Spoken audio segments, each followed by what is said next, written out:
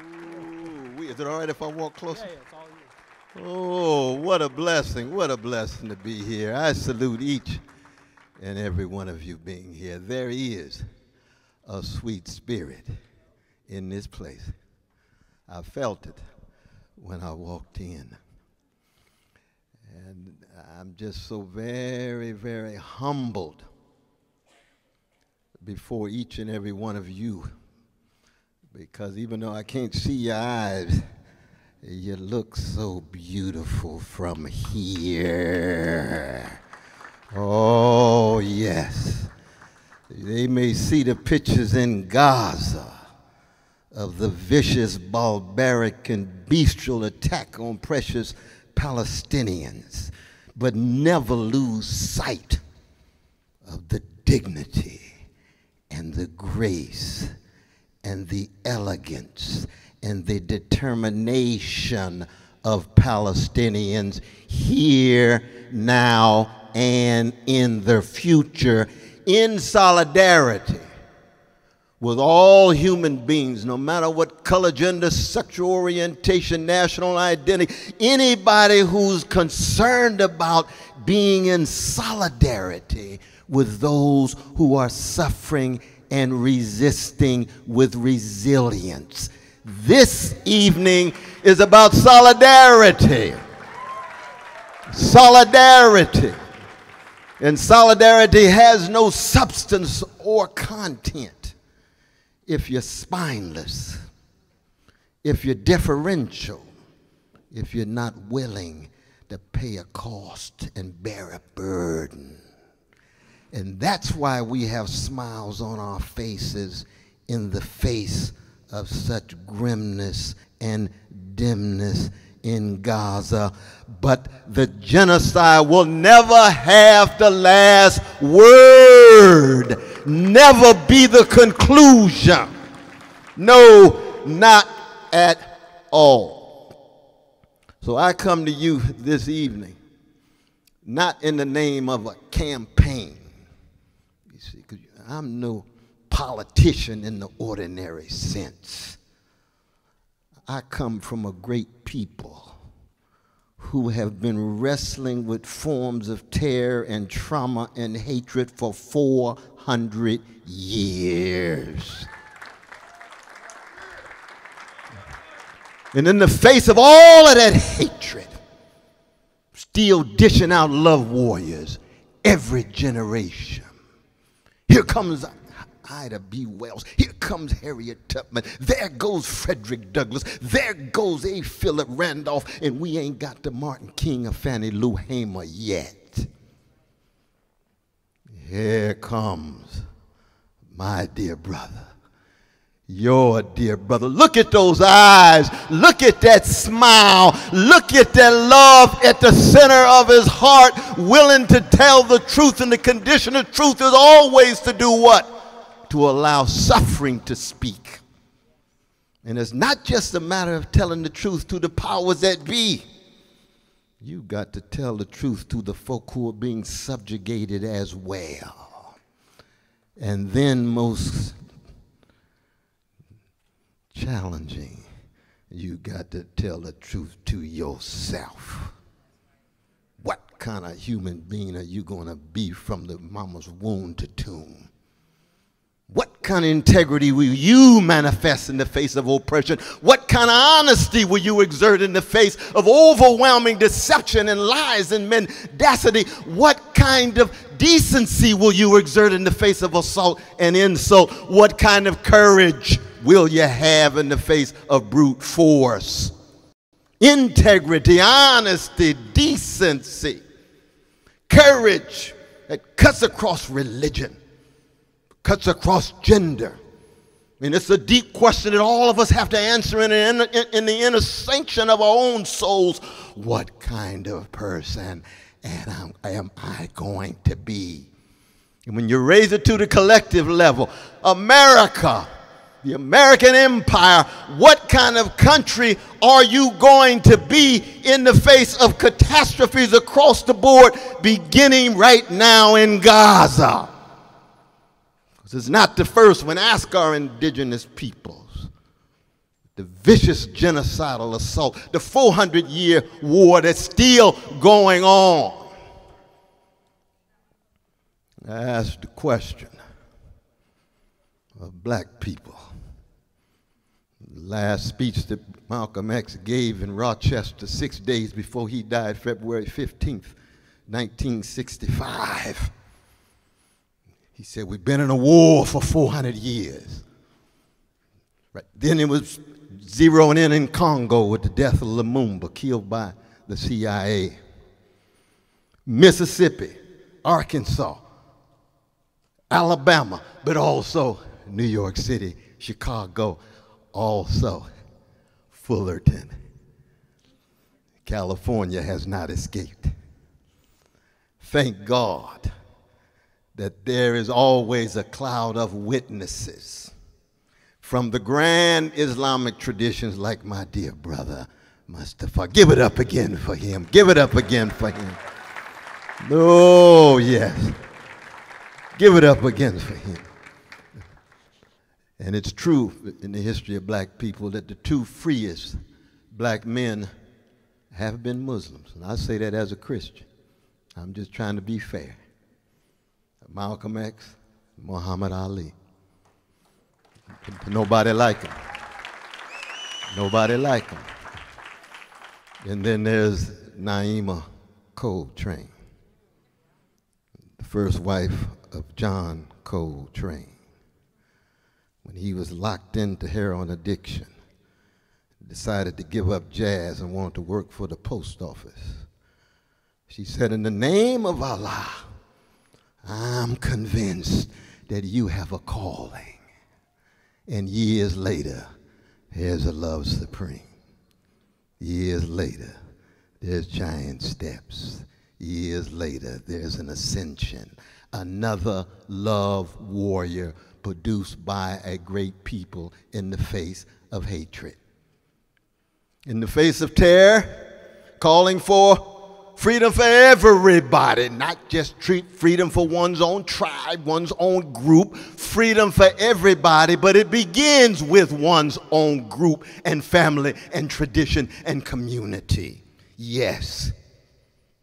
And in the face of trauma, which is psychic, spiritual, existential, how you gonna come to terms with the wounds and bruises and scars? What kind of spiritual power, what kind of spiritual resources will you have access to in order to do what? Choose to be a wounded healer rather than a wounded hurter. And when you're a wounded healer, you take your own wounds and you transform them in such a way that you then have impact on others. And all you got to do is just listen to Aretha Franklin sing a song, and you know what wounded healing is all about. And the same is at work in the rich tradition of Islam in its prophetic form, just like it's at work in Christianity in its prophetic form, just like it's at work in Judaism in its prophetic form, just as like it's at work in even secular traditions in their prophetic forms. What do I mean by prophetic forms? Those that believe in never being indifferent to the suffering of vulnerable people, shattering indifference, any callousness, any coldness of the heart, any coarsening of the conscience, shattered to do what? To learn how to straighten one's back up. And you can never do it by yourself.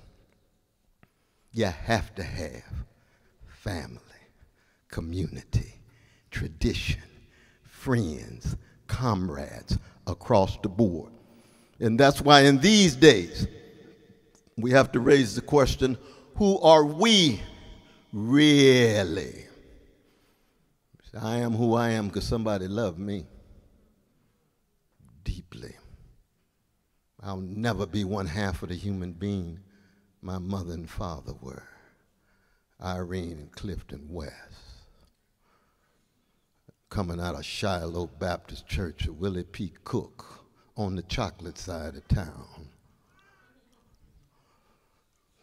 And the Black Panther Party helped shape me. Now, they were atheistic and agnostic and secular, so they didn't let me in, and I'm a Jesus-loving free black man, so I said, I'll be in solidarity with you, but I'm holding on to my Christian faith, but I love you no matter what, because you putting a priority on poor and working people, beginning with one's own community and embracing oppressed people all around the world. It's no accident that the Black Panther Party came out in solidarity with Palestinian brothers and sisters in the mid-60s. In the mid-60s. Do you know how alienating that was? Reminds me of me and the great Edward Said. I love my dear brother Edward. Take a bullet for him.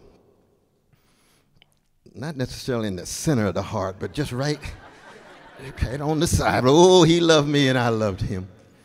We used to go to march in front of the New York Times in 1982 with that vicious Israeli invasion of Lebanon, trying to get the New York Times just to use the word occupation rather than disputed territories. They said no, under no conditions. Oh, look at yourself 40 years later. Still won't tell the truth, but at least you use the word. No lie can live forever. Truth crushed to earth shall rise again. But it will only rise when we straighten our backs up and have what is required more than anything else, the enabling virtue, which is courage. All the other virtues are empty and vacuous. That's one of the reasons why we find ourselves in the situation that we are in. Because American empire, American politicians, for the most part, I never want to generalize, but for the most part, they predicate their project on the efficacy of lies. And their lies try to hide and conceal their crimes and then act as if they are innocent, when they are the very enablers and authorizers of the devastation. That's more than hypocrisy. That's pathology. And to think one can do it with impunity, no accountability, no responsibility, no answerability whatsoever. Just do it and think you can say anything. Please. How long do you think that's going to last? There will always be folk who decide to be part of the cloud of witnesses that will tease out the truth, enact the truth, embody the truth, and none of us have a monopoly on truth. We're all fallible, cracked vessels, human beings, but we can tilt in such a way that we come together. So you would think that given precious 10,000 and probably more of priceless Palestinian children, that there would be some leaders and politicians that would call not just for a permanent ceasefire, and very few even call for that. How pathetic can you get? But an end to the siege, an end to the occupation. Get to the root of the problem. America, you have the power, and you often exert that power. You have the power to not just apply pressure, but to turn the situation upside down so that the lies are pushed away and the truth emerges so that the precious humanity of Palestinians is affirmed. But how do we come together to get America to do that when both political parties are so tied to genocide? I was listening to Biden the other day. I couldn't get through the whole speech, but Jesus be with me, you know.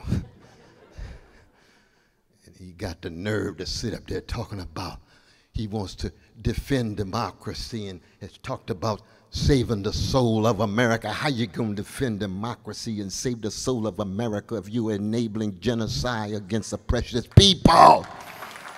How long do you think people are going to put up with that kind of hypocrisy and pathology?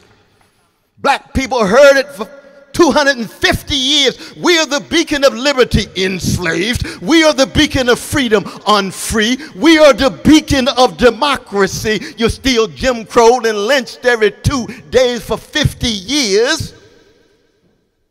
And then they get upset when we upset. So it is today. People are upset because we're beyond upset in the face of this genocide. Oh, if we had more power, we could do more. If we could let our Palestinian brothers and sisters know we see them, we attend to them, we love them, we're in solidarity. You're not in the world by yourself. There's people here in Fullerton and LA and all around the world who want to do everything they can. That was precisely why I'd called to bring them before the ICC and then the ICJ, and thank God South Africa stepped forward. Oh, South Africa, step forward. The spirit of Henry Mandela, the spirit of Albertina Sisulu still at work. And South Africa has its own forms of oppression and subjugation. It's still too predatory capitalist. It's still got massive poverty. Its leaderships still don't speak to the needs of the poor and working people the way they ought to. But I was so glad. Oh, I'm looking for some other countries to step forward too.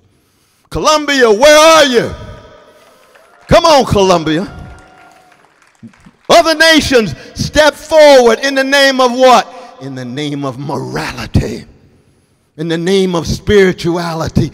Is there a place for some dose of morality and spirituality in such a moment of overwhelming barbarity? That's what we're looking for. And not just speeches. Not just speeches. I wish I could do so much more. I was talking to my blessed wife, Anahita. And she told me, she said, honey, we got to do more than just give speeches to be in solidarity with the Palestinian brothers and sisters. I said, what you want to do, babe? She said, you think we can get to Gaza? I said, ooh, yeah. If somebody can get me there, I'm willing to go. Absolutely. To be able to exert whatever power I can.